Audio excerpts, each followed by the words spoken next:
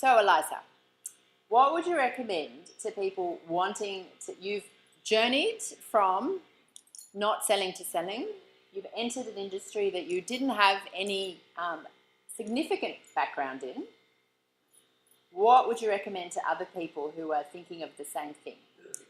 I would highly recommend you can, if you find out if you can cold call, first and foremost, because if you can cold call, then you're more than halfway there.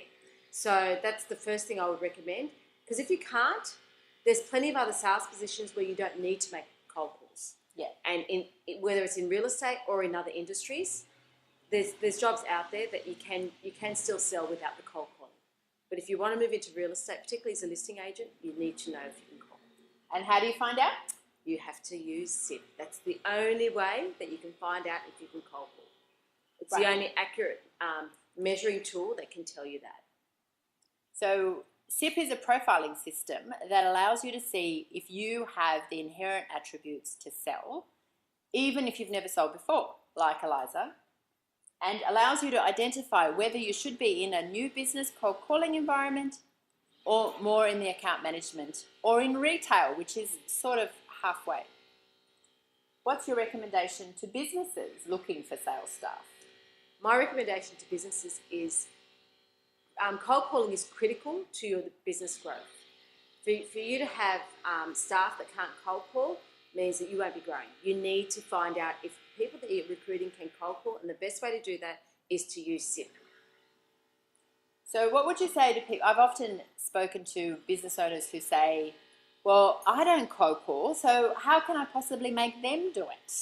I would say to a business owner that says that, you've had the experience, you've been in the industry for a long time, so you won't need to cold call. You've already built the relationships. For someone coming new into the industry, they need to cold call to build relationships. They need to fill that funnel, and it's the only way to do it. And if they can't cold call, don't take them on. Right, so it is as simple as that. If they can't cold call, don't take them on. You, as the business owner, might have 5, 10, 20 years experience and a reputation and a client base. They have a telephone. They need to be able to pick it up. And I also remind them when they say that to me is to cast their mind back to when they first started. I'm almost 100% certain they were cold calling to build that client base that they now have and to build the reputation they now have.